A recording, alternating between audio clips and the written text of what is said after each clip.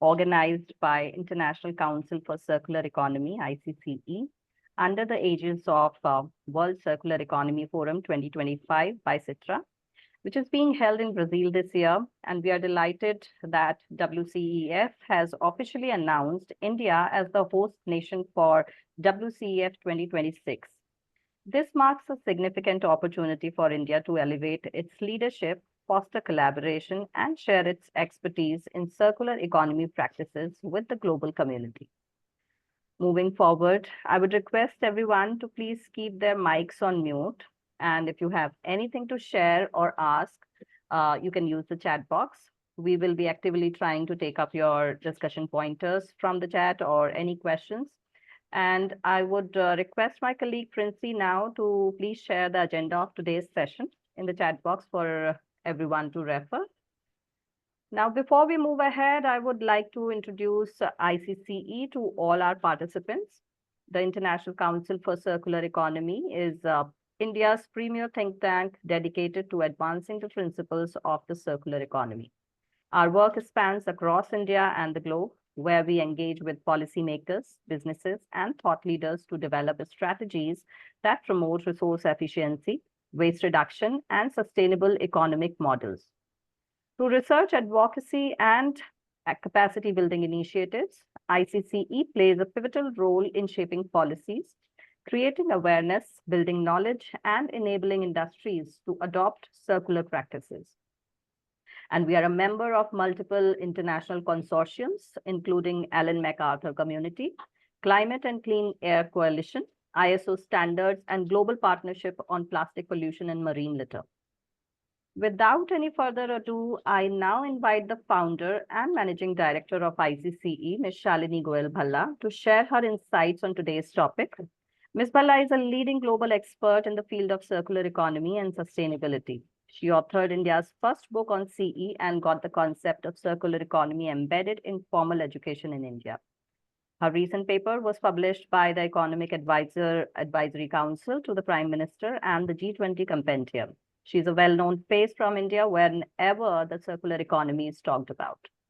So Shalini, over to you, please. Thank you, Surbhi. Thank you very much. I welcome all the speakers, the panelists, and the delegates today to this accelerator session. As we today go along and talk about innovation, a very famous quote comes to my mind. It says, innovation is seeing what everybody has seen, but thinking what nobody has thought. By Dr. Albert, who is a Nobel laureate, and very well said in highlighting the fact that innovation is thinking out of box.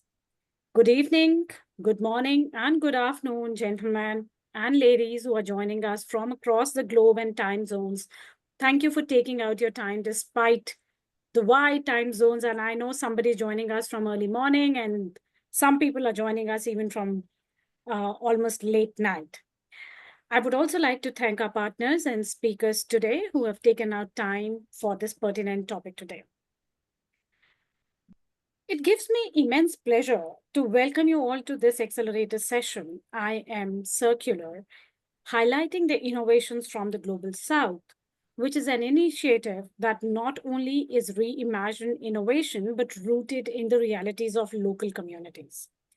The challenge, which was held in India in 2024, was not just meant to be just another competition, but it convinced that it is a breakthrough platform, one that would spotlight ideas that are bold, contextual, scalable, innovative, and circular.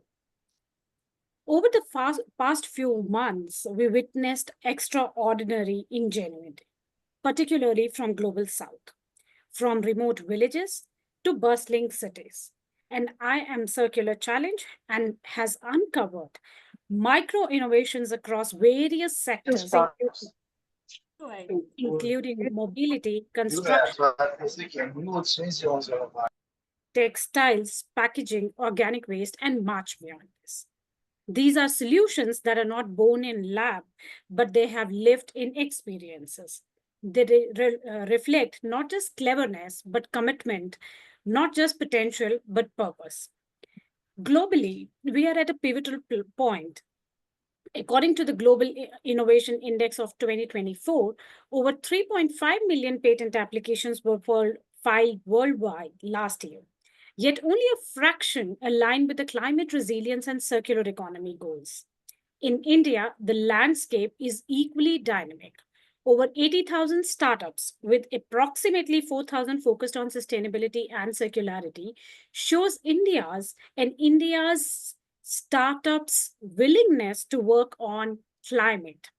However, what is lacking is the visibility, scalability, and support for the hyper-local solutions.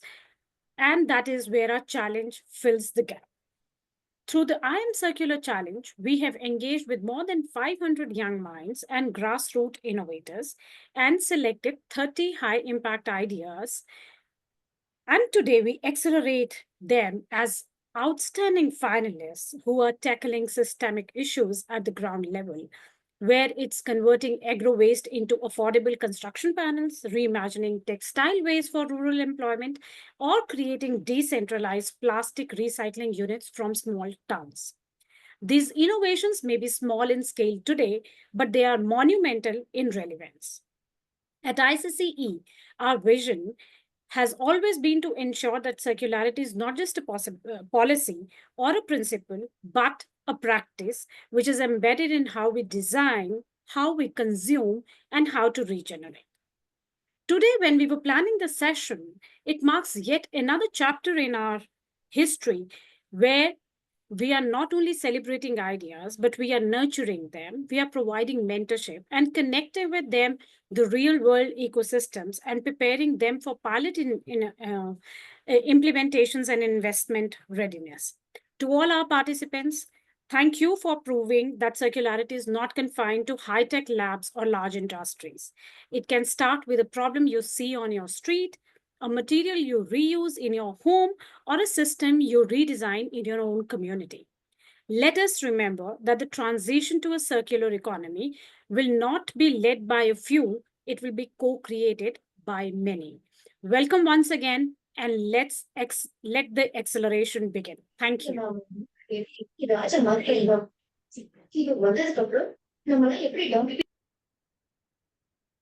Thank you. Thanks a lot, Shalini, uh, for your remarks. I think it rightly sets the context of this session and what we are expecting, what kind of discussions are going to be held. I see that Surinder sir may be getting late, so we can start with the panel as of now. And when he joins, we can, maybe ask him to have his speech. So right now we'll be starting with the panel, which is on circular innovations. Now, this session is being moderated by Ms. Natasha Kakkar-Chawla.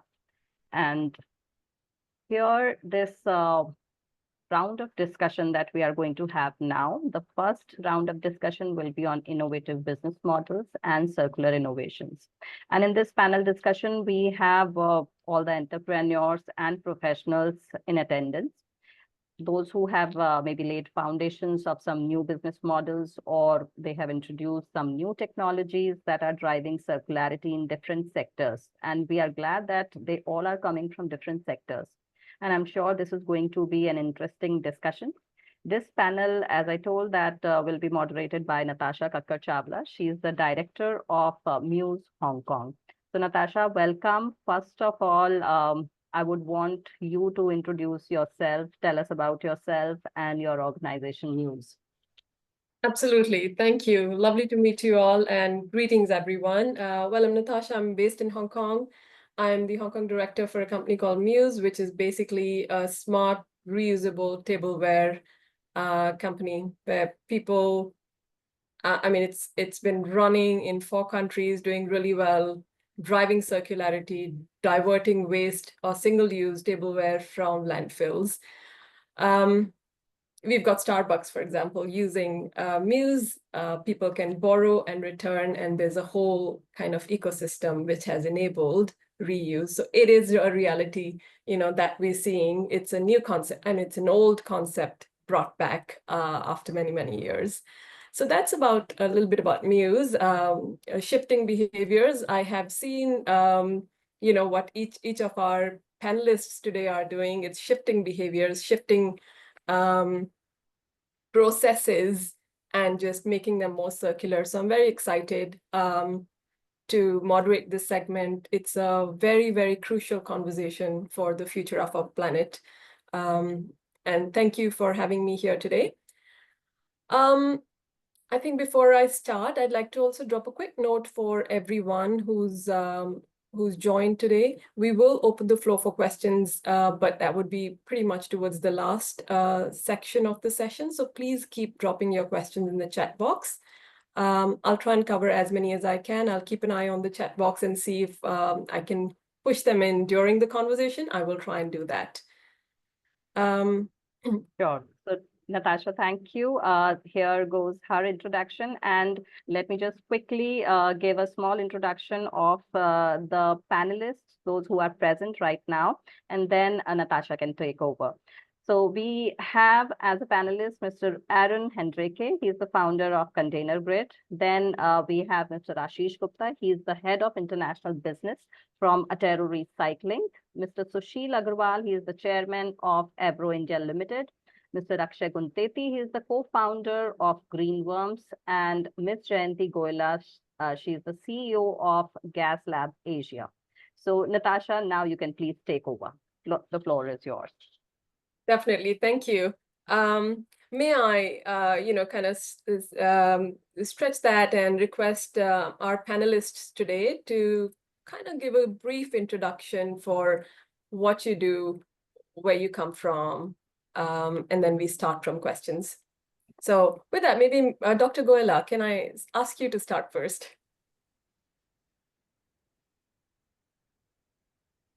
Hi, hello Natasha, thank you. And hello to everyone, my co-panelists and everyone that is here in this discussion today. I'm joining from India, and SS Gas Lab Asia is a carbon capture pioneer. We do carbon capture systems for hard-to-abate sectors and the MSMEs. We have an in-house research center where we innovate various processes of carbon capture there. And this is our forte. Thank you. Awesome. Thank you. I'm going to go with who I see on my screen. So maybe Aaron, would you go next? Happy to do so. Thanks, Natasha.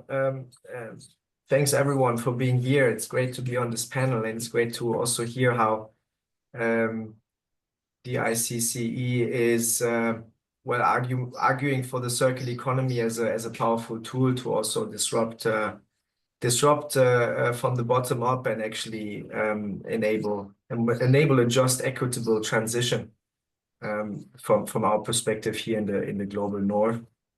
And from my side, I'm a founder of Container Grid. We're developing a supply chain management platform that enables OEM from the energy systems manufacturing industries or the automotive industries, as well as the construction material supply industries, to reduce their cost in how they procure green material, how they procure recycled material. So we all know the recycling industry is highly fragmented. Each recycler is taking their own decisions bottom up, and the aggregation works, but at the same time, the system faces very, very large inefficiencies in transport cost and the optimization of recycling quota top-down, driven from the manufacturer who then uses the material again. And our solution helps in orchestrating material flows with a machine learning algorithm, as well as aggregating material across recycling inventories to give the OEMs the chance to have a better overview in what they are sourcing. We're working with Hitachi Energy on the recovery of copper from transformer systems from the utilities industries. Thanks very much for inviting me today. Amazing. Thank you, Aaron. Can I request Mr. Agarwal to give us a brief introduction, please? Yeah, a very good evening to all of you and namaskar. And I really want to congratulate the entire team first, for becoming the host. It empowers all of us, and I'm sure, the ecosystem gets created. I would say that, in a way, I have been leading this pack of circular economy for the past 23 years. And at this point, when I'm talking to you today, all of you, I think more than 150,000 metric ton of plastic, recycled plastic, from road waste as well as industrial waste we have consumed. And we created an ecosystem in the entire plastic furniture industry across India, where almost more than 600,000 tons of plastic is being consumed every year at this point of time. And we've been the reasons for that. And today, having taken it forward, now we got into backward integration, where we are sourcing the entire material from post-consumer plastic from rag pickers and small timers, etc., converting them into usable granule, upcycling them, and over a period of time, we will ensure that bottle-to-bottle circular economy is supported to the hilt. And I'm absolutely open to the idea of ensuring that more than 10 million metric ton of plastic that gets created in our system across India every year, how we can mitigate that and how the legacy waste is also taken care of. And we all become part of the circular economy in such a way that we save foreign exchange and, maybe create labor, jobs, employment, etc., and ensure that, planet is kept green. So I'd love to share my experience with everybody all my lifetime. Amazing, Mr. Agarwal. That's I have no words. 23 years of doing what we've been trying to, or we've just started probably a decade ago. So that's amazing. Mr. Gupta, can I ask you to provide us a brief introduction? Sure. Thank you. Thank you so much, Natasha. Thank you, Subi, for having us on board. We at Attero, I believe circularity is one of the fundamentals basis which we started this entire journey. We started off 17 years back. We are the pioneers of electronic waste recycling in India, probably servicing the largest, capacity in the Indian subcontinent as of today. Our basic fundamental is to ensure that all electronics that are being produced are, environmentally friendly managed. We are able to extract the best possible outcome out of them and ensure in terms of circularity, all the material is routed back to the economy for further development of produce. Interestingly, we've all the processes have been developed in-house. We have 46 global patents that we have already registered, 200 plus that we have already applied for. And, in terms of the industry ecosystem, we have tied up with almost 300 odd OEMs, and we are servicing the biggest, you can say, EPR mandate across India as of now. And globally as well, I mean, I lead the international business for Attero. Globally as well, we're working very extensively with different governments to roll out policies where India has taken a lead on a lot of fronts. Europe, of course, is a very advanced market in itself, but definitely trying to expand our global footprint to help the circularity piece. So yeah, that's great to hear. We didn't know, I personally didn't know it had evolved and gone that far, that we're influencing global policies. Right. Thank you for sharing that. Before we move to questions, maybe Akshay, can I ask you to provide a brief introduction? You're on mute. Yes, thanks. Thanks everyone for joining, and for the organizer. I think spending your time to listening to someone is really appreciable. So myself, Akshay, I'm one of the co-founders at Green Moms.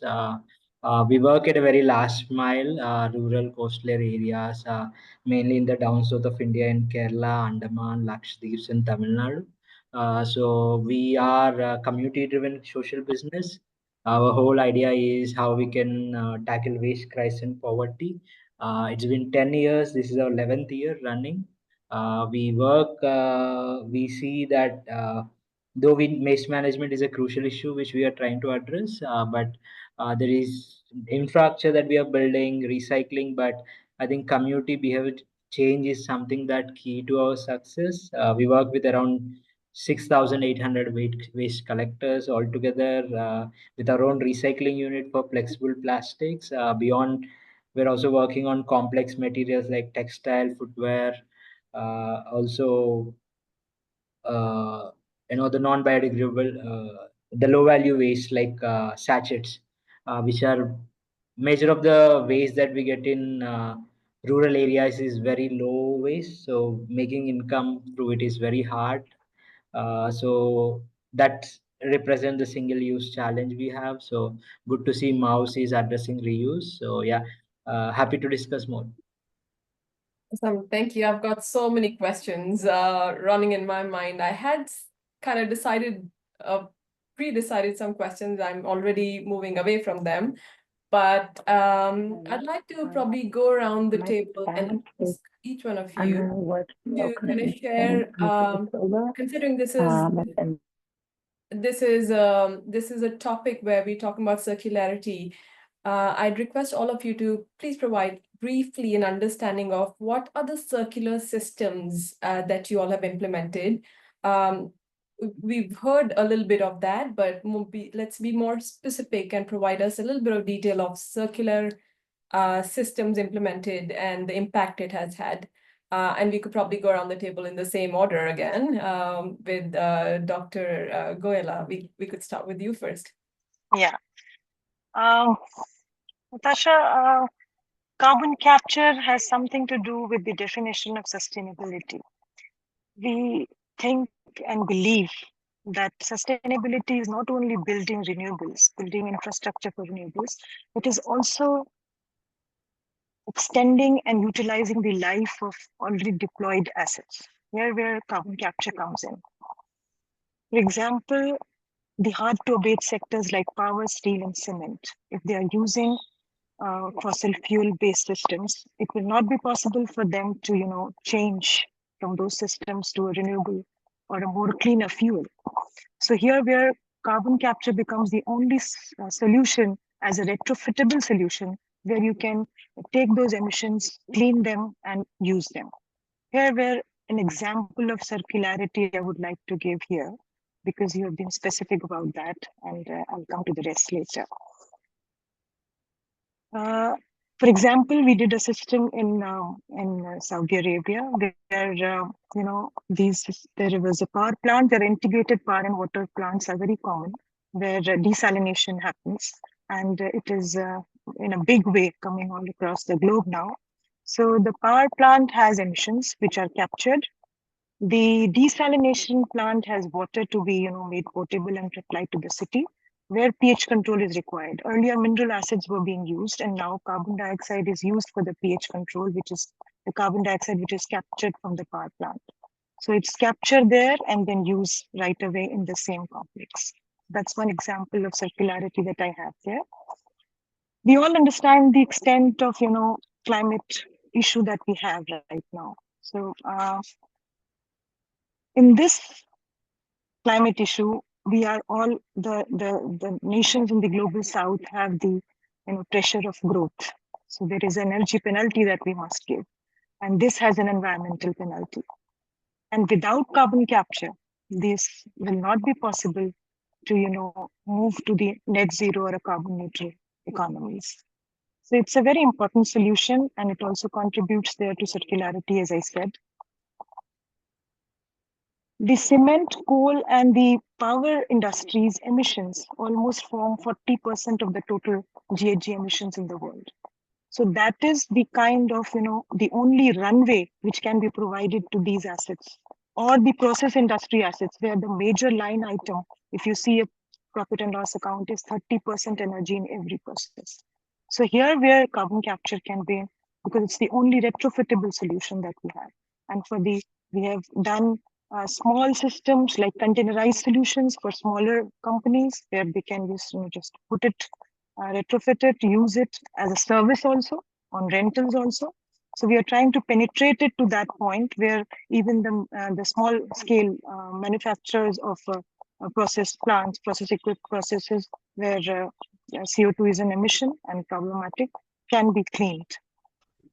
It's a matter of energy security also. The countries which have large reserves of coal, they cannot immediately change their. It takes time to build the renewable infrastructure. So those countries, the fuel can be used, and then if you deploy carbon capture, it is clean. The emissions are not there. So there, Right. where yeah. So this is the final part of it. That's great to hear. Thank you. I have a question again on how you're reaching out to the communications around that for the smaller businesses. Maybe we'll get to that in a bit. Aaron, can I ask you to provide a bit more detail about how you enable circularity in your logistics, basically? Yeah, happy to do so. So we started on a journey 5 years ago with, seeing an economic system where OEM can just sell their products, like manufacturers, brands, whatever, if it's packaging or if it's an automotive, they're able to make money from their products, but they're not really responsible for the end of life, right? And I found that unfair from an ideological standpoint. So what I thought was, let's not fight the OEMs, but let's try to work on a way to enable the OEMs to buy back or recover these material from their old products in a scalable way, so they can build greener products for their customers, right? To become also, side effect, to become less dependent from oil and gas, to become less dependent from primary mining. And I think we all know how scarce the situation is. So what we're doing at Container Grids, I'd explain a few projects which also has this social impact lens on, because I think that's very important. Starting in Latin America, we're currently working with a IV bag producer, so medical equipment, and these IV bags are made out of very specific type of plastics. How does this IV bag manufacturer make sure that he gets the old IV bags back from home patients and from hospitals? By using our solution to basically invite these 10, 20 recycling partners in a specific geography he's working with, to enable this recycling partner or aggregator to sell these recycled IV bags back to a guaranteed offtake market. So the recycler can invest in equipment and say, if I recycle these IV bags at a certain quality, I can also be sure that this IV bag manufacturer is going to buy back this material. We're also working on a project in Ghana, at least designing it with the Hewlett Packard Foundation, and that's on taking back e-waste. So how do you dismantle e-waste? How do this e-waste that is dismantled in Ghana, how does it find guaranteed offtake market? How do we make the OEM, the equipment manufacturer, responsible for buying back and using more recycled material in the production of new electronics? Well, by guaranteeing these Ghanaian recyclers that they will be able to get a certain amount of money for if they dismantle this e-waste in a specific quality, right? Guaranteed offtake market. Last but not least, I think we can also reflect that on the Indian market, and I really like pitching this. We can help underprivileged communities in regaining their biodiversity, and I think Akshay has a lot to tell from that point of view.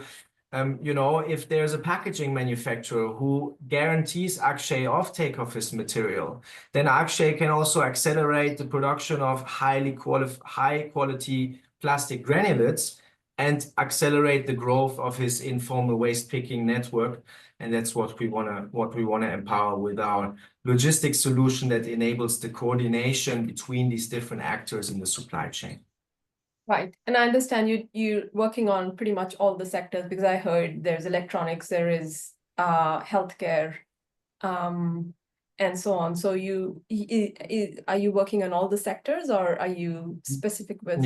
Yeah. So since it's a very, very interesting question. Since we're positioning ourselves in this industrial product or end-of-life product agnostically, since we're focusing on the waste logistics, and no matter what product you look at, it needs to be dismantled or shredded initially, then sorted in specific alloys when it comes to metals and specific plastic qualities. So the logistics of recycled material or the supply chain of recycled material, no matter what material stream you're looking at, looks very similar and faces similar problems in recycler is not finding enough offtake market and therefore needs to downcycle, therefore needs to incinerate, therefore needs to set landfill. And we want to make the OEMs accountable through this circular reverse logistics platform we developed. Brilliant. That's exactly the world needs. So that's great to hear. Mr. Agarwal, may I ask you to provide us your circular system? Well, you've already given us that, you've been doing it for 23 years. It's the plastic. So I'd probably be more, dive deeper into how you're doing it, because you said that there is you're also working with rag pickers. Does that mean you are looking at all plastics or just the plastic furniture plastics? Thank you, Natasha.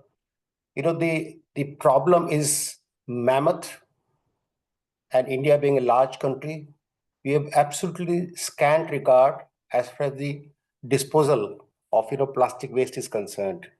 We throw them on the streets and roads and wherever it's possible. And believe me, it's an eco disaster. Animals would die, nalas, and everything gets choked and all that thing. Interestingly, neither the large corporates are interested or having wherewithal or infrastructure, neither the small people, these people who have been operating from shanties and from some juggies and jhopris and such kind of people, they don't have infrastructure, technology itself, no access to technology.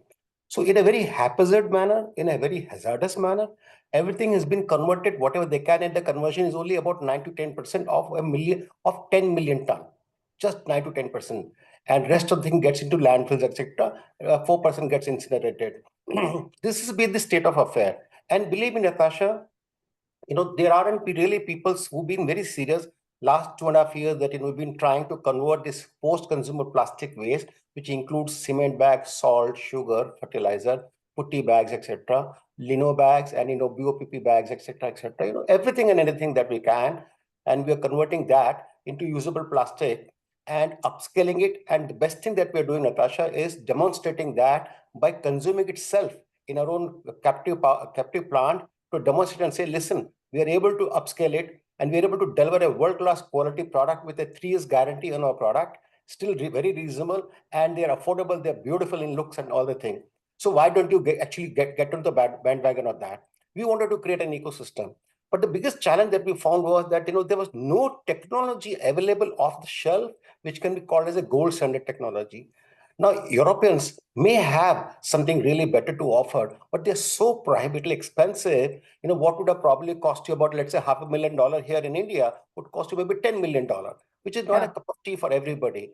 And Chinese, for that matter, they may have technology, but even they're also on the test and trial basis. So they are also suffering fatigue somewhere, where they're probably failing with the demonstration models. But when it becomes practical, then they're unable to deliver the kind of quality in the class, because there's no standard as far as the scrap is concerned.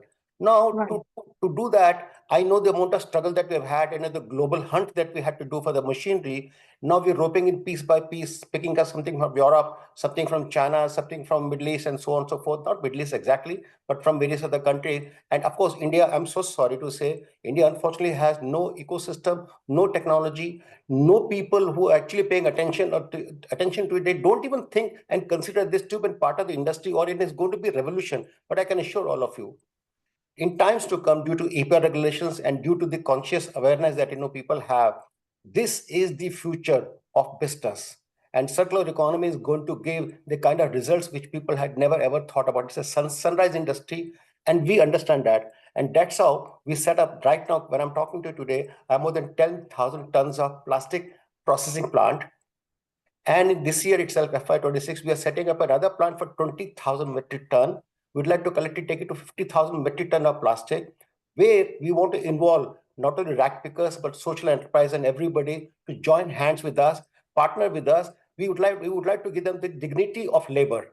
That money that they deserve, they don't have to, they can fund themselves. And we'd like to create a beautiful ecosystem across country. So seamlessly it starts happening. And we as a country, we can rise from oasis and whatever that being imported, because carbon footprints, talk about hydrocarbon is anyway imported. So instead of importing, probably a lot can be put into circular economy, which will enable a lot of people in the country. And I myself personally had taken this as an endeavor and some kind of a challenge that I will not only showcase, probably demonstrate a gold standard technology that can be used.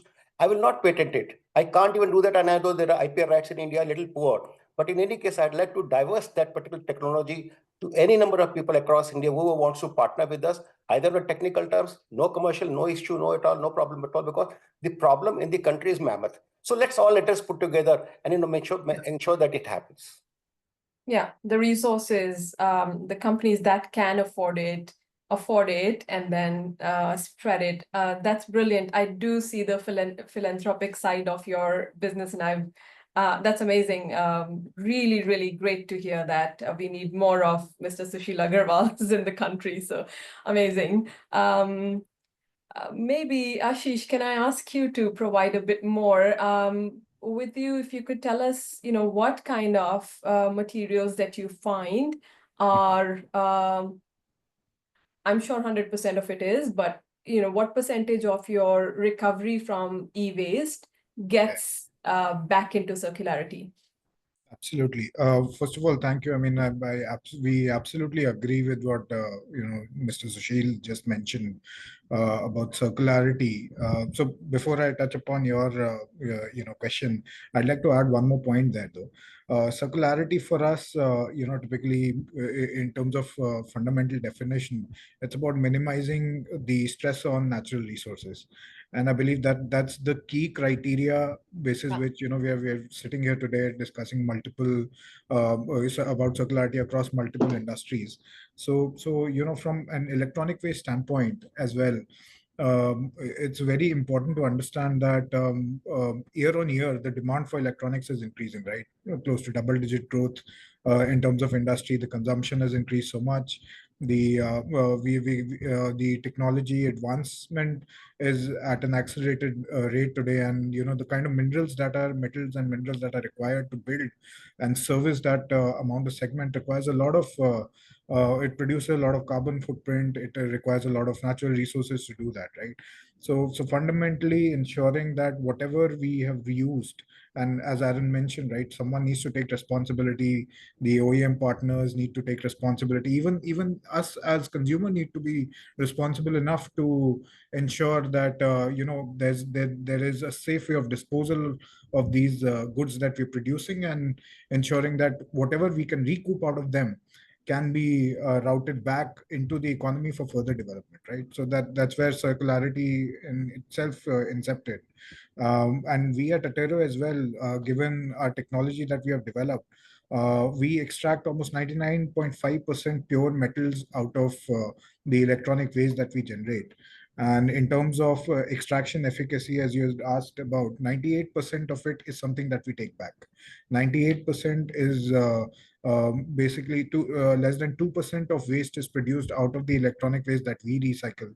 And as of now, today, given our partnerships as well, and this transcends beyond electronic waste for us. We also do battery waste today. So we've created a circular framework for battery waste. In terms of our capacity, we are almost 150,000 metric ton of year-on-year capacity that we're servicing.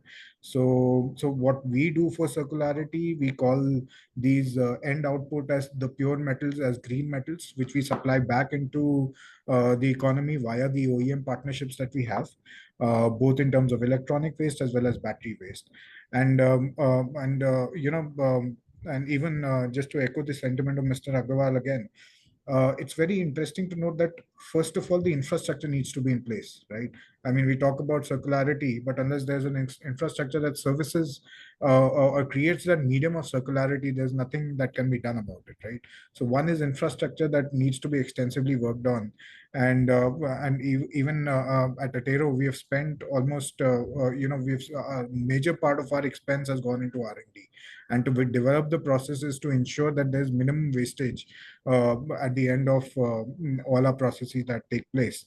And second line of understanding comes from the government infrastructure, the regulatory understanding, for which at least what I am seeing is India as an economy has reached a fairly advanced stage with the EPR mandate, and year on year the government is also working extensively with OEM partners, with other ecosystem players, to ensure that the entire solution is a very sustainable solution. See, fundamentally, recycling is a loss-making business, right? There is a high cost of acquisition. There is a very low cost of output in comparison to the acquisition medium. Unless this medium becomes sustainable, there's no point of venturing into it. There's no incentive or motivation for ecosystem players to work on it, right? And that's where the EPR policy makes a lot of sense, right? That has been the fundamentals of where the circularity came into the picture. And I believe the next step is for the audience, as a lot of you have also spoken about, the general public to also understand how to manage the waste, how to ensure that, how to, from there and understand what are the different kind of wastes, what it leads to in terms of your economic outcome, in terms of your environmental outcome, and how best, if that is routed back to the economy, really helps for overall development and progress of the economy. So I believe we've touched upon a lot of these aspects at Atero. We today have crafted solutions for end consumers as well, to be able to sell their end of life electronic back to us. You can place an order with us within 48 working hours. We'll ensure that the pickup is done from your doorstep itself. So we've spent a lot of capital and resource on developing these technologies, ensuring the supply chain is so optimized that anyone and everyone understands what electronic waste is, how they can dispose it of, and how the metals that are extracted out are routed back to the economy. So yeah, that's. And what about the plastic part of the electronics? Is it also sent back into recycling? Absolutely. So we segregate the entire plastic portion. We at our end do not do extensive plastic recycling. We do generate granules out of the plastic waste and then share it back with the plastic OEMs. A lot of it we also collaborate with the plastic recycling partners to ensure that the amount of plastic waste that is being generated is being recycled in a proper manner. One interesting thing here, Natasha, I would like to add is that we've ensured that we are heavily compliant with the government norms. We have gotten all the certifications in place. All our processes are well audited and documented year on year. We work extensively with the CPCB as well to ensure all everything that gets everything that comes to our facility is utilized one way or the other. Right. Yeah. Great. Okay, thank you. Akshay, can I ask you also to provide your inputs on that question?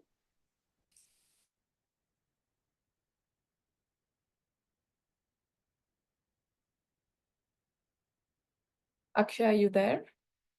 Yes. Can you repeat the question again? Or yes, it is about, how, I mean, of course, your business model is waste management, completely circular. I think, again, similar question, the same as the one for Ashish. What percentage of the waste that you collect actually does get recycled? Because yours is very, very literally kachra from the streets that's Right. coming to you, which is I'm sure it's a significant dirty part that is impossible. So first of all, maybe we'd like to know what percentage of the waste collected actually gets recycled. Yes. So again, to give some context, we work in 1.3 million households. Around 85% is in the rural areas, right? The rural areas are mostly driven by sachet economy. Even the e-waste that in the municipal solid waste, if we get anything, is not even 0.5% of e-waste. But essentially, there is a sachets that are driving footwear, textile, because these things they buy are of low quality or the affordability. So in the plastics, I think we get around 65% of the plastic waste in the whole waste we collect. Apart, but putting separate textile, even footwear as a separate, because it's a combination of fabrics and polymers. I think only we are able to recover only 20%. Again, the high value that we get is, for example, the PET bottles we get less than 2% of our whole waste. Even HDP was 1.51, kind of. So mostly we get flexibles, and that was the reason we started a recycling unit where we are flexible plastics like milk pouches, which are huge, and we get carry bags, some extent of bubble wraps, but shrink wraps we do a lot. But now we are setting up a second unit for recycling only carry bags. Carry bags is such a massive problem. We get around 600 tons per month. So that's the scale of waste we get. And how most of the materials that we have, like sachets or footwear, polyester textile, we don't have a commercial scale recycling technologies. Again, we are in the down south. Most of the recyclers are 1,500 kilometers away. Textile, we have to send all the way to Panipat, which is close to 1,800 kilometers. But we are building material specific value chains. It's been 2 years. We started textile as a separate division, and now last year itself we manage 1,600 tons. But again, in it, 70% is polyester textile waste or polyester dominant textile waste, which is a challenge. There are few chemical recyclers. Well, there is no commercial scale chemical recycler yet. Footwear, yes, it's a combination of 30 to 40 product, components, binders, fillers. It's very difficult to identify. Again, we get around 100 tons per month of footwear waste here. And sachets, we get around 250 tons per month, which is like Lays, Kurkure, all. So right now we are, as Ashish said, we are also now getting more into R&D zone, because if there is no value chain, why don't we create? And since we are working on building value chains for low value waste, and we get most, if you're able to crack, that's where. But we also realize that it's a collective effort. We can't do everything. At some point, we have to collaborate with few of the panelists, Aaron or Ashish, or Shushil, or anyone, or even the participants. Because that's where we realize that if there are any technologies or someone innovator who don't want to work on the ground, why don't you be a launch pad, give them space, infrastructure, and feedstock, make it easy. We are making some progress with chemical recyclers. But the challenge is the chemical recycling, you need to know secondary, tertiary consequences. They are very energy intensive. At point, we are ensuring that if we don't innovate, we don't survive. And we are a social business. So the challenge is you have to, as a social business, for you, the social compliances, safety, dignity comes first. So Yeah. we do more volumes, less margins, but it's a progressing. I mean, we are able to raise close to 3.5 million in last 2 years, and all from also we raised equity round with 500 checklist, because the investors want a guarantee that it's a riskier business, but they want to. I never seen any VC doing 500 checklists, but we gone through 500 checklists. So it's worth doing it, but it's a long game. You have to spend 20, 30 years. We already spent 10 years, but another 2 decades. And reusable, I think, to example, we get a lot of thermocol plates, which are more harmful, banned in India. So Yeah. what we do is we have a plate bank. Who are the waste collectors? They have this crockery set kind of thing, and they give and they also clean. It's a rented, and in India it's all big weddings, large. So you have like 1,000 plates, 2,000 plates, and now you are avoiding it, and it's also giving some incomes. In a way, it's uh, working, but you have to do everything. Reuse Yeah. and upstream is also still important. Yeah, absolutely. And I just want to, for the benefit of the audiences today, I just want to also highlight some of the stuff from your side. I know most of the businesses here on the panel today do have a social aspect, but you've got 2,600 women wastepreneurs. That's commendable. That's quite a scale. Just to correct, it's 6,820 or something, but 6,008. Okay. Okay, so sorry, my research is wrong, but that's even better. So, clearly all the circular businesses are impacting society positively, creating new jobs, making the planet a cleaner place. I'm conscious of time already. We're quite close to completing our 50 minutes. So maybe the next question I want to kind of drive towards, if any of the panelists here have received positive government support or influenced policy in any way, I'd like to welcome inputs on that. Just to add, not a beneficiary per se, but there are the Swachh Bharat mission that is promoting the private players, again the entrepreneurs. But at least last 2 to 3 years, what we've seen is, at least in the local state level, at least in India, one of the state, at least in Kerala and Tamil Nadu, whenever they are drafting a policy or something, we have some voice in the table. Sometimes we see something we say which makes sense are being becoming a policy at a local level.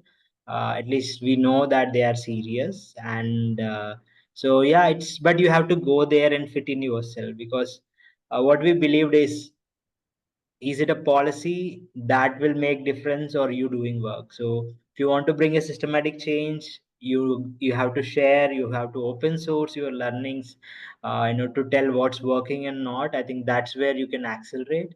Yeah, at least policy level are seriously taken. Funding or any other not yet, but we'll get there some point. Okay, so there's no funding, there is no government fund that supports social enterprises like yourselves. Yeah, at least for us in green home scale. Yeah. I see. Okay. And so when you say Swachh Bharat, that is a central government initiative, and that's where you get a seat on the table to influence policy. Yeah, because every state has it, and that policies are localized, and then they have their own. But usually, as Swachh Bharat, they have a budgets. But as you know, the most of the waste accountability belongs to governments. They still have to do it. Again, Swachh Bharat is pretty large. They have to clean the streets. Many things. Yeah. Waste is very small segment of it, but Right. yeah. Okay, great. Thank you for sharing that. Anybody else has anything to share on influencing the government or policies or receiving any support from the government? Yes. Natasha, we are working closely with the MNRE, the Ministry of New Energy, and the Ministry of Power for the carbon policy drafting. We have worked closely with them. That's where we are always So again, invited. policy influences. Yes, Okay. yes. All right. Again, this is more for Indian entrepreneurs and companies. How much of your work is exported? I understand, I think, Dr. Goela, your work is significantly exported out of India. If you could just tell us, I think this is the final question before I take one question that has come from the audience. If you could tell us one kind of, your landmark project that you've done for another country, that would be amazing. Yeah, one of the examples I gave you, the work project we did for Saudi Arabia, which was a big power plant. And another one we have done for ADNOC refinery in Abu Dhabi. So these are the landmark. Yeah. So these are the landmark. Middle Some of the Eastern companies. Yeah. There's a lot and of construction. Yes. And in India, we are working with Mangalore refinery, so many refineries, Adani, and we are Reliance and everybody. Yeah, so because wherever there is a desalination plant, we are required for that carbon capture and dosing. Understood. Dosing. Yeah. Okay, so I'll probably move to the question that has come from Sharon. The question is, I have both a question and an observation. Given UNEP's influential role in global environment governance, it offers strategic platform to advance the circular economy. Entrepreneurs who align their mission with specific SDGs can leverage the business and industry major group to table their impactful partnership through. Is there a channel to raise awareness and boost entrepreneurial participation in BIMG? And is it advisable for entrepreneurs to join BIMG to scale their contributions towards sustainable development?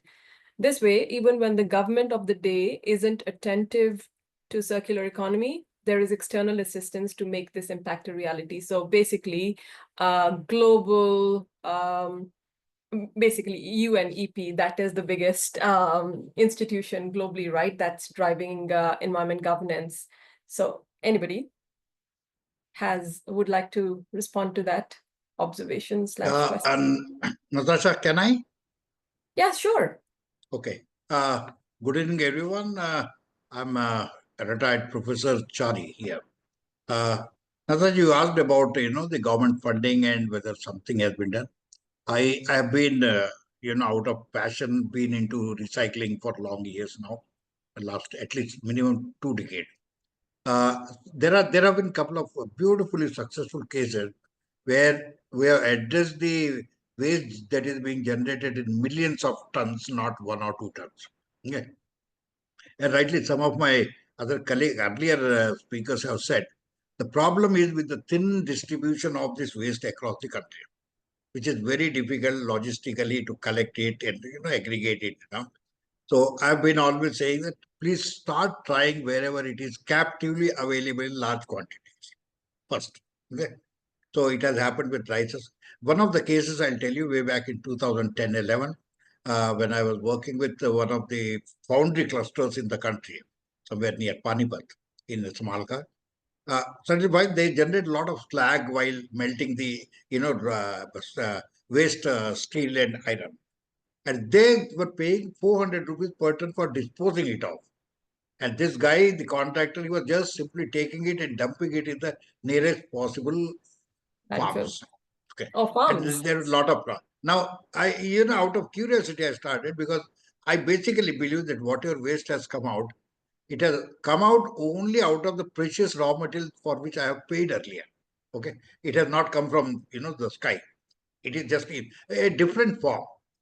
Okay, so if I'm using aluminum, perhaps maybe it is aluminum oxide, could be. Right. If I'm using iron, it could be iron oxide. So material doesn't end. So starting this out of curiosity, I got it to analyze that material, the slag, made some small pieces earlier, some sample. The curiosity levels were, is it, can we make bigger one? I made bigger one. He said, will they be strong enough? I tested and gave them stronger enough. Okay, then more compact, more better. Okay, now will it be feasible? Will it be techno-commercially possible, feasible option? So I prepared a DPR that went whole outside just because out of my emotional involvement with the project. But this happened in 2011, and first time we put a techno-commercially feasible plant in Haryana, in Samalka. Based on that, the 2011, sometime in 2016, the Foundation for MSME, they approached the European Union. And after demonstrating this can be done 100% recycling of a waste, for which you are actually paying to dispose, you can make money out of it. And EU had given a sanction of 3 million euros to put up 50 similar plants across the country wherever this waste is generated. And Sorry, was that in India? Yeah, in India. And I'm very happy to say, right from Coimbatore down south up to Jalandhar up north, all these 50 units have been installed by latest 2021, and they're working. Amazing. Each of these units employs, they have created employment. They have created an employment which was not there. But, so and 10 to 12 people they need to operate. And I personally feel happy that, okay, you have done something where you have multiplied, 15 to 10 kind at least. Right. That kind. Yeah. And there are beautiful cases, but the login that I find, I'll take 30 more seconds perhaps, okay? I was very lucky. I have been very lucky because of my past work experience. I have a lot of friends in the industry. So when I need something like making a prototype or testing or something, all I have to do is just lift the phone, call back somebody known. He helped me out, but which is not feasible for every entrepreneur. You know, they're not Right. accessible. The Right. facility is not. And I Yeah. have been always talking, all the CSI laboratories, the IITs across the country, the government engineering colleges, they have the laboratories beautifully. It's all public funded money. So why can't there be a law, I would say, that all these agencies have to spare at least 1 to 1.5% of their facilities to support such innovative things? And at this I'm leaving, and Yeah. I'll be far too happy to share a Yeah. lot more, but the time. Okay. Thank you for Thank you. sharing. And My pleasure. it's not just India problem. I am working with government in Hong Kong to drive some of the sustainable practices. It's still quite new. It's circularity is not something that sure, some of the plastics circularity has been in play, but at a larger level, we're still very far from we're in a first world so-called developed country, but the organic waste processing just happened last year here. Natasha, one more. Your point gives me one more. So, If you allow, sorry, Mr. Chari. allow me 20 more seconds. Mr. Chari, my apologies, Okay, but done. Done. No problem. it's late. I think I'm going to close at that. I would like to thank all our panelists for the insights that they've shared, for the stories from their businesses they've shared. It's inspiring to see how each of you is contributing to a circular future, challenging the status quo, and creating the meaningful change for the society, for the business, for the planet. So thank you, all of you. I do want to close with my favorite quote from a culinary author, Anne-Marie Bonneau. And the quote goes, "We do not need a handful of people doing zero waste perfectly. We need millions of people doing it imperfectly." So that's something we want. Everyone participates in what we're trying to drive. With that, I think, Surabhi, I will hand this back to you, please. Thank you. Thanks a lot, Natasha. It was indeed a very insightful discussion that we had. We learned a lot about different kind of circular systems that are being created in different ways in different sectors, what all these people are doing actually on ground. So now we are moving to our next discussion, where we'll be talking. Our scope will be growing bigger, and we'll be talking on global cooperation in leveraging circular innovations. What global, there could be some policy interventions, or there could be research and development activities, or maybe some knowledge sharing practices that can happen among different nations, and how these circular innovations can be leveraged by this cooperation. And I think this is the best time to discuss the international cooperation, I believe, because we are seeing hostility among nations due to various reasons. There is trade war happening, and I'm sure because of that, lives are getting impacted. Many jobs are at risk, and some economies are definitely at the receiving end due to these kind of, maybe not friendly relationships, I can say. So at this time, it's important to talk about how we can leverage, the global cooperation. So I have with me our speakers today, Ms. Maya Sherman. She is the Innovation Attaché at Israeli Embassy in India. And we have Mr. Eugenio Sergio Longos. He is the Sustainability Head Europe from TCS. And Mr. Dharmesh Sharan, he's the Senior Advisor at Business Finland, to discuss this in detail. So first of all, I would request all the speakers to kindly give a short introduction to all our participants. So can we start with Eugenio? Are you there? Yeah, please. So good I don't know, good morning, good evening. Anyways, here in Brussels, where I live, it is evening. Thank you for the invitation.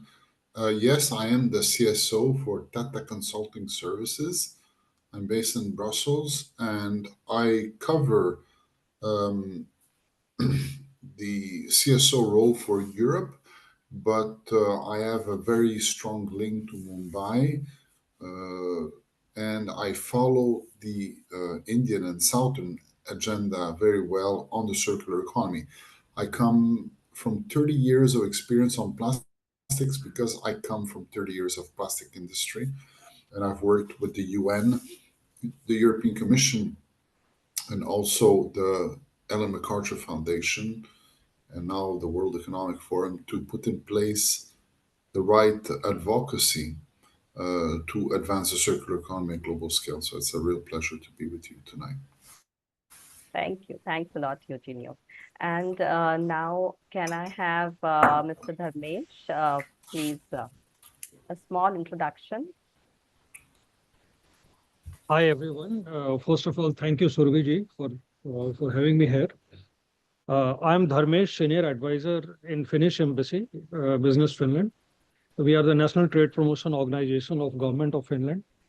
I have been looking after the circular economy sector in my organization since 2008, and I had the opportunity of observing the circular transition of Finland since that time. So that and I'm also looking after, apart from India, Bangladesh market, and also I am responsible for global EPC plus funding projects. So working with large Indian EPC companies, working in different geographies outside of India. So that's very briefly about me. Thank you. Thank you. Thanks a lot. So we have the right people on the panel. They have the experience of, working in the global scenarios, and this is the right topic that we have picked up for them, that means. So, Eugenio, my first question, I think Maya is not here. She is having trouble connecting. Because she is in Shillong. I got a message from her on a work trip, and the network is very poor. Sometimes she is in, and it's just bad. So let's see if she joins. We will definitely make her join, and till then, we'll continue our discussion. So, Eugenio, tell me, how can international trade agreements and standards can be aligned to support the global flow of secondary raw materials and recyclables? Yeah, it's a very good question, because I was involved from the beginning in the development, or at least I had to follow very closely, because I come from the plastic industry, the introduction of plastics in the Basel Convention. So some of you might not know a lot about this Basel Convention, but it is a UN convention, and India and obviously 185 countries in the world are signatory of this convention. So this convention was designed to regulate the movement of waste at the global scale. And obviously, it was developed for nuclear waste, for all kinds of very hazardous waste. And it works on to make a very, very long story short, it works on the principle that if hazardous waste moves on the face of this planet, it needs to be notified. So whoever takes the waste from a country and moves it to another country, there's a notification process. So it's regulated, and it's highly regulated, and it's very difficult to move hazardous waste legally through the convention on the face of this planet, rightfully because there would be the risk that the dangerous waste from rich countries go to poor countries, and then obviously the health and environmental risks are transferred. Now, plastic was not part of the Basel Convention, but thanks to Norway, that pushed plastics in the Basel Convention, now it's highly regulated. So obviously, a lot of waste that came from rich countries going to poor countries obviously this was very much criticized because it's a burden, it's a cost as well.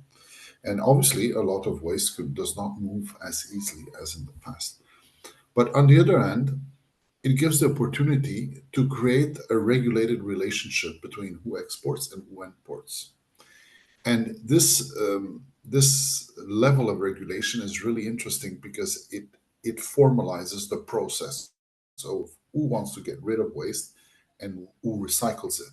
So it makes the whole process much more robust and much more much less impactful to the environment, and I would say, much less risky to the environment, because there was, before the Basel Convention, the introduction of plastics in the Basel Convention, very good recycling, especially if you look at Europe and Turkey, but it regulated it, made it more difficult, but formalized it. So for me, this is it opens a door to opportunities. Why? Because it's both ways. It's probably ways that can move from rich countries or developed countries to developing countries, but also vice versa. So it is a way of creating a circular economy at global scale in a regulated, safe, and sustainable way. Obviously, it has costs. It's more administrative burden relationship between governments, but it escalates the understanding of the problem of waste globally. So I'm very fond of that type of regulation. As you know, we're also discussing at global scale a treaty on plastics to reduce the release of plastic into the environment, where we're starting to discover the negative effects. Some negative effects were quite obvious, the mechanical stranglements of animals on biodiversity, but now we're discovering more and more the negative effect on the health of humans. So it's really so this is also very welcome from my personal perspective, but also from a business perspective. Sure, definitely. So these, Now, these kind of, sure. So these kind of trade agreements, definitely they are an opportunity, but sometimes if not implemented well, if they are not regulated, then it might lead to implications as well. So sure. now my next question goes to Mr. Dharmesh. We would want to know what are the best examples of cross-border collaboration that you might have seen in your career through your experiences that have accelerated circular economy adoption, and what lessons can be learned from these? Sure, Surbhi, very good question. Yes, the reason why I am here is because Finland is considered a global leader. They have been leading the circular transition in Europe, and they have actively participated in the enabling legislations which have come up in Europe, which we have seen in recent times, which have been driving this circular transition globally. So when it comes to Finland's contribution to India, we can talk about companies which have help in valorization of waste into valuable material. There is a company called Valmet, which manufactures boilers and gasifiers, and they have provided the technology for setting up a second generation bioethanol plant based on rice husk. This plant is operating in India. There are a couple of plants. The second example, similar use of raw materials. Uh, a company called Chempolis is setting up the first of its kind of 2G ethanol biorefinery in Assam. This is based on bamboo waste, and this will soon be inaugurated. And what we are trying further is that the pulp which comes out as after this process of generating the ethanol, can it be further valorized into textile grade fiber? So there is a technology available in Finland. So we are if this adoption of this technology is made possible, I mean, from the government side, this is a partly government owned refinery. Then this will be a complete circular product, something which we are doing in Finland, what we are doing there is we have set up examples of symbiotic uh, industrial clusters where the the byproducts from one industry is used as a raw material for another industry, so that the product remains in circulation, the life cycle of a product is increased. So this kind of thinking, this design thinking, actually circular thinking, modular design, this has been brought by other companies also. I can take example of Elematic. Elematic has introduced precast concrete elements which are used for building low cost housing solutions in India, for several government projects. So these they are not just selling the elements. Of course, it's very time saving, low cost, low carbon uh, products when compared to the conventional concrete and buildings. So, but this is also, they are selling this as a factory as a service. So what they bring, the value, additional value they bring is that, if you look at Europe, we are talking about extended producers responsibility. Slowly this thinking has come into India. We have seen some of the speakers were talking about it. So in electronics or in on plastic, but this is something which we are trying to bring in here, so that the company doesn't sell the precast concrete elements, but they sell the plant as a factory, as a product.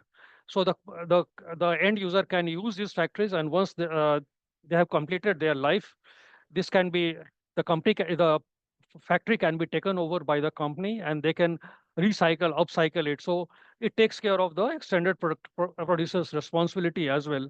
Similarly, we have very innovative products launched by another company called Betolar, uh, which has introduced inorganic polymers as a replacement for cement.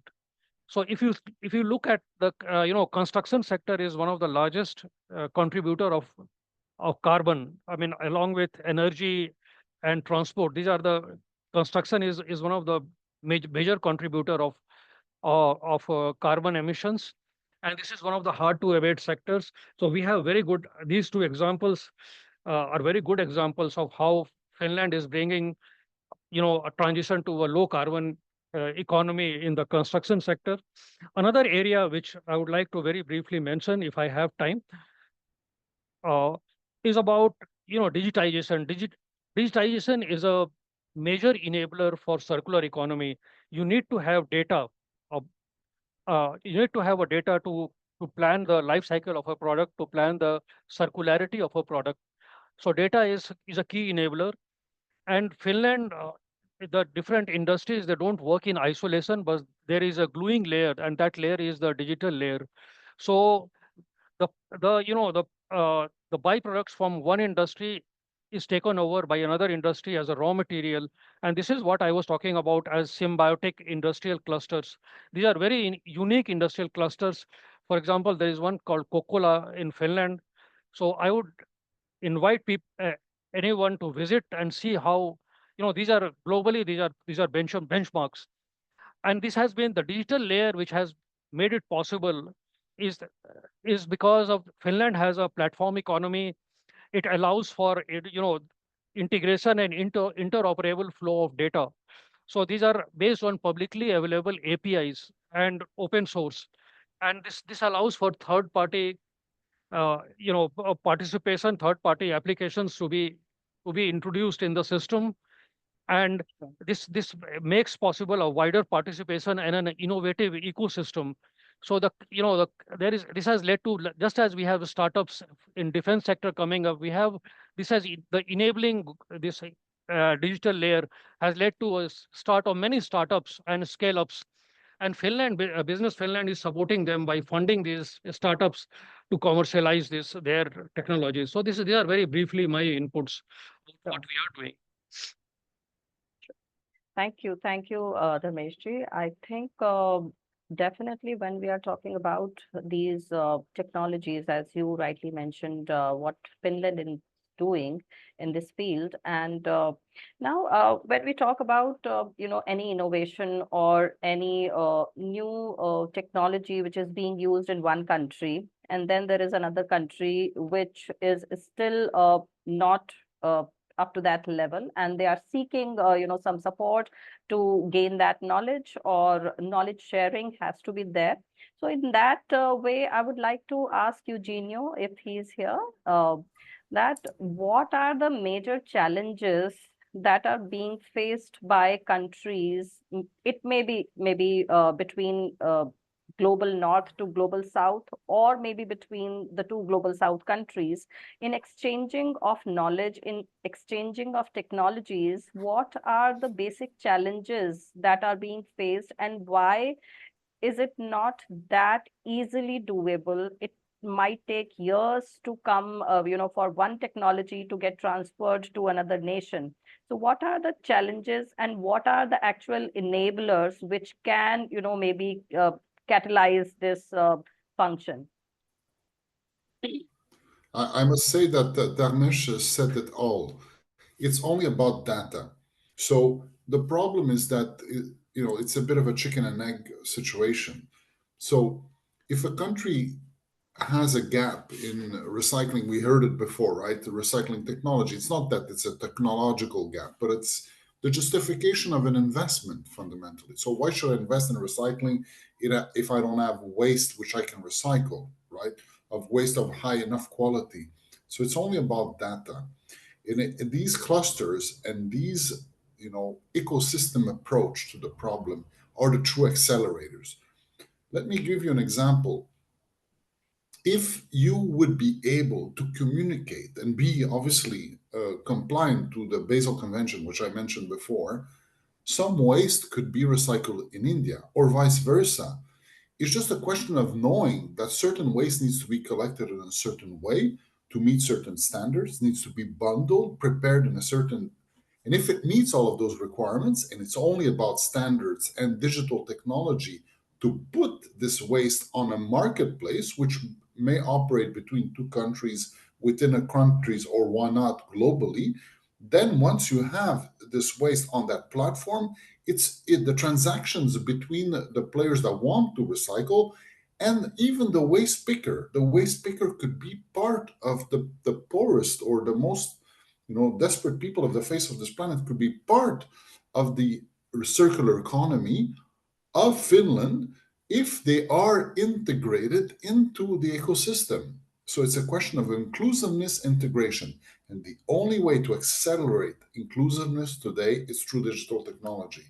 If you try to do this with the conventional business relationship, shaking hands, meeting people, doing business locally, that will not work. So as long as we have collection, sorting, and recycling standards, right, and the data being transferred between the people that need to transaction within this platform, it will work. It could work at regional level, at national level, or why not even at global scale.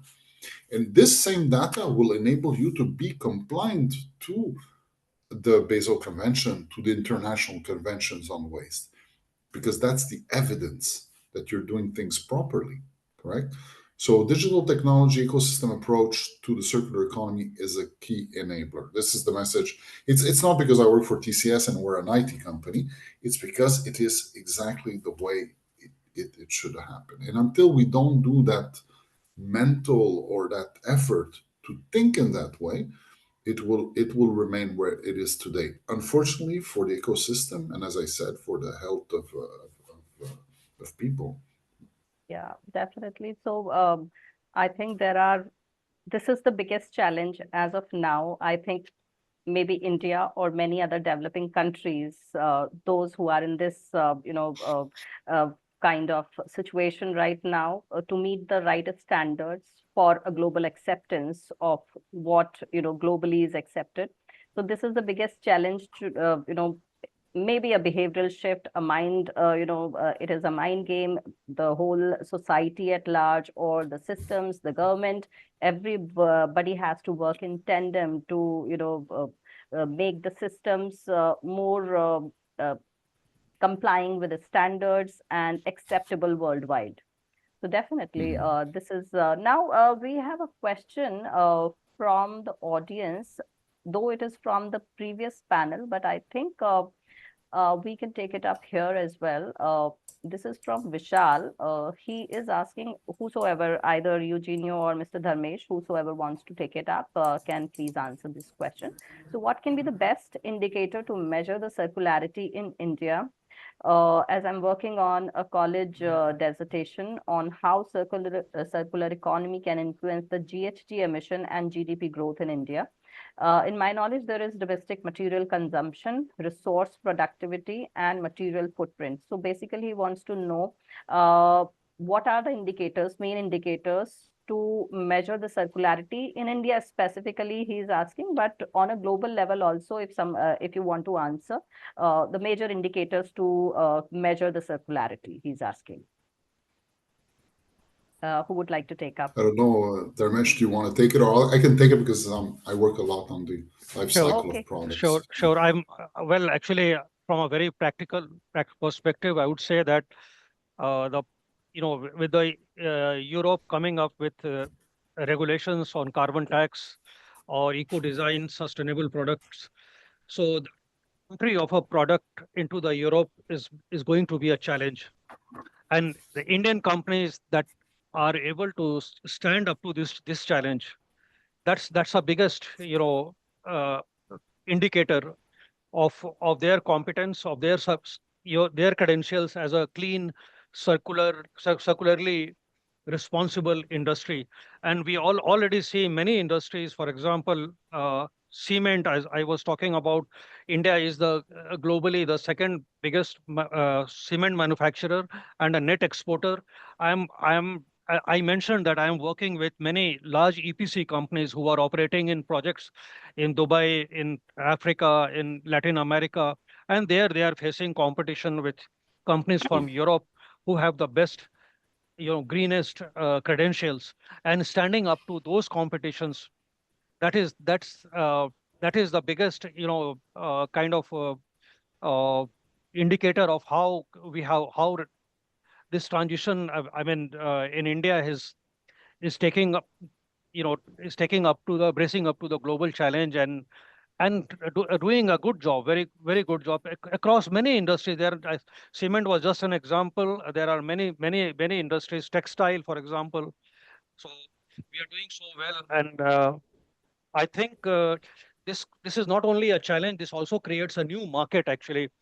So not only in Europe, but even, for example, if in Middle East, they are increasingly, if you have a choice between a green product and a product which has come through a linear model, then naturally the circular product gets a preference. So this kind of transition is happening, and I think India is doing really well, and this is the biggest kind of certificate that Indian industry is bracing up to this challenge and meeting the challenge. I'm not sure if I answered the question, but so sure. So Eugenio, would you like to add something to it? Is there something that you would No, like to add? I think it was all answered. Maybe I would request the person that has asked for the question to make it a bit, if that mesh has not answered all of the elements of it, if she wants to add something to the question, so I can address that as well, or open Sure, up. I think that's okay, and we are coming towards the end. Let me just check. There's some background noise. Okay, so I think one last question to both of you. So we have already discussed some challenges, but in your opinion, what are the key barriers faced by different regions or sectors in adopting circular technologies, and how international cooperation and more indulgence of nations together can solve these kind of challenges. So what are the barriers to this in adoption of circular technologies? Well, my point of view, maybe my point of view, and what I don't see enough of is business cases. So if a country produces waste and it wants to recycle it in other parts of the world, because there are, like if you look at PET bottles or beverage bottles, perhaps it would make more sense to recycle in other parts of the world. Well, they would make textiles out of it, right? Whatever they could recycle as bottles, good. But why isn't there anybody really studying the business case and saying, look, this business case would work if this happens? If I could get an agreement between Europe and India, if I could meet these standards, if the receiving party buys this waste at these prices. So why isn't there more of a business discussion around sustainability in general, is one remark. And why isn't there a discussion around the business case of circularity, even for those most difficult materials? Because if we're going to discuss the business case for copper or for gold or for silver in electronic goods, it's easy, right? If I find a piece of electronics, there's going to be someone, perhaps not in the most sustainable way, that will extract the most expensive materials in my cell phone, right? Because it's there. I know there is more raw materials in there of economical interest. But with plastics and perhaps other materials, construction materials or materials that have less value, the cheapest way is to get rid of them in the environment. But to build the business case around them, you need to make an extra effort. And this is what I don't see. There's not much effort being put into business cases. And this is what I do a lot of is okay, where's the business case for it? And in which conditions it would work, right? And in which conditions the business model actually works, right? Where is the business window? Yeah, the operational window of this business model. So this is the real effort that needs to be done. That is the art part, right? There's no agreement, and there's nothing that will solve this issue if it's not business that looks into it. And so that's why sustainability, at least for us at ECS, must come with a business case. Yeah, and sure. So I think we are getting again from Sharon the same question. She's saying that these discussions are there in UNEP already, and businesses need to engage with a major group in the business and industry group. There is a group, business and industry group, that she is mentioning.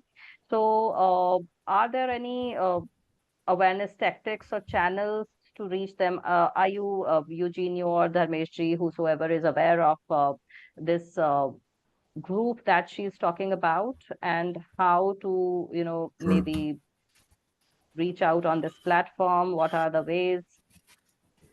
Can anybody answer? Sorry, I didn't get the question, but I wanted to add something to what has already been said regarding the challenge. So in Finland also has, and I mean globally, this is a challenge: how to decouple growth from resource use, how we can best use the upcycled material rather than using virgin material, or from in mining, how we can use the secondary mining, factory secondary mining or urban mining, for example. Recycling battery is a good example of urban mining. So how we can use the, so the challenge is that because there is lack of the enabling legislation which to support these technologies.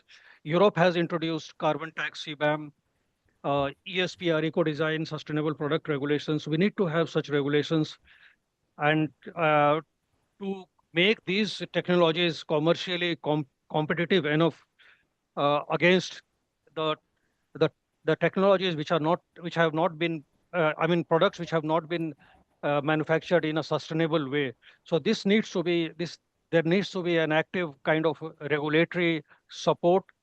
Also coming to scaling up, there are many technologies available, but they need to be supported and in making them commercially viable and scalable.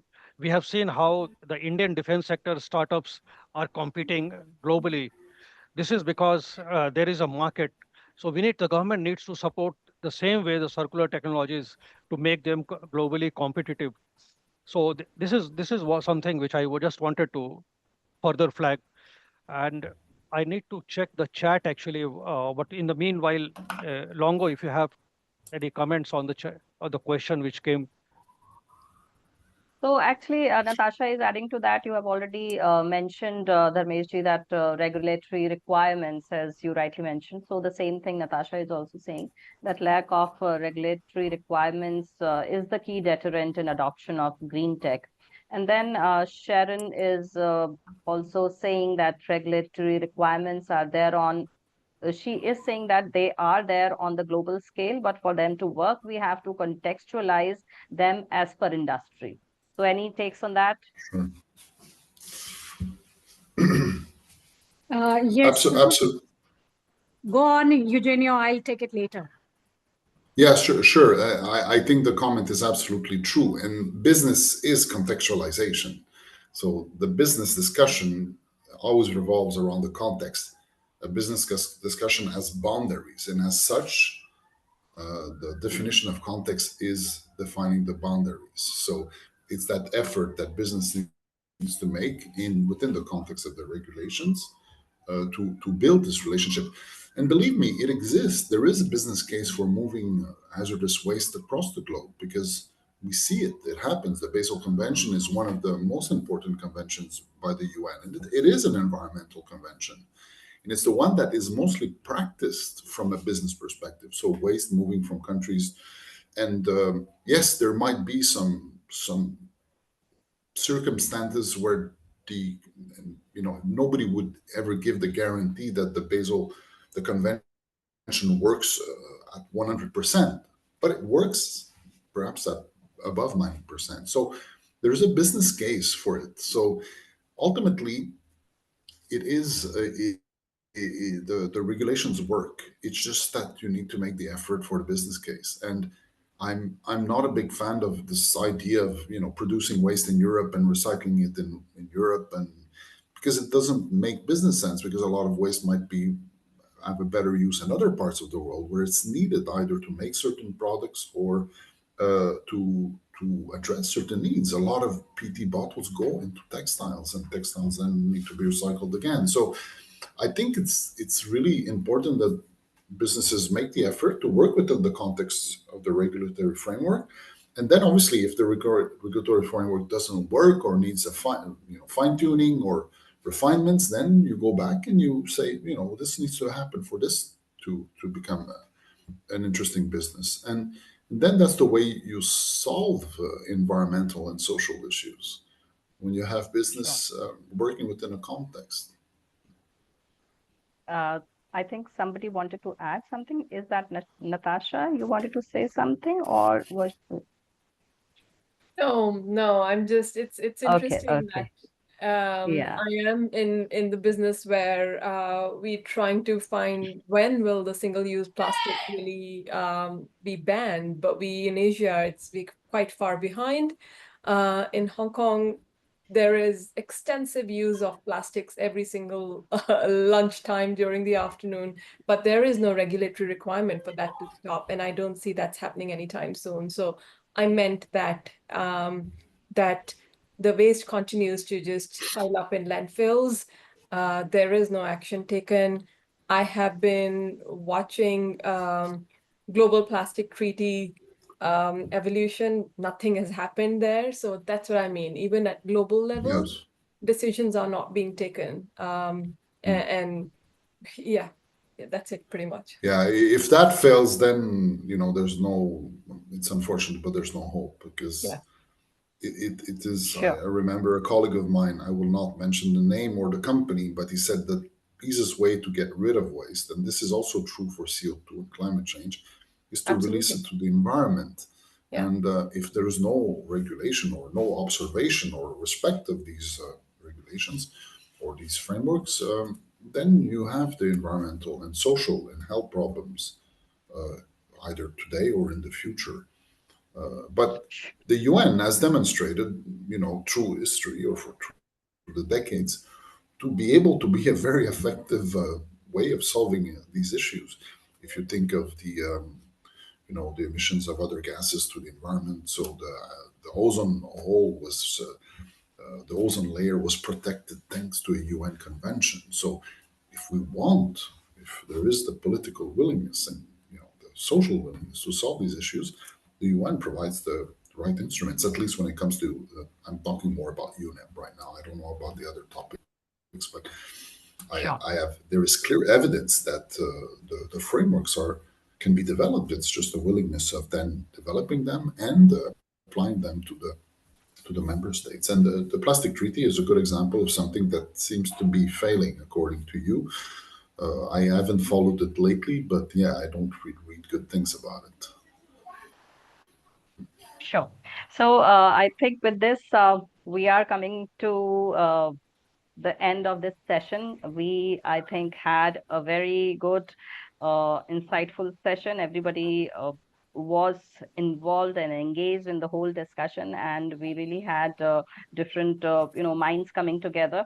So now at the end, I would say that definitely the shared global challenges require shared solutions, and the exchange of knowledge and best practices among nations will improve the acceptance and efficacy of circular practices.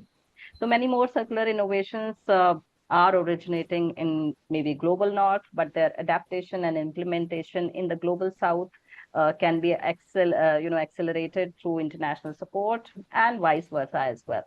So that is it for today. It was a wonderful session. Thank you, everyone, for joining today. And soon we will be putting this whole session on our YouTube channel.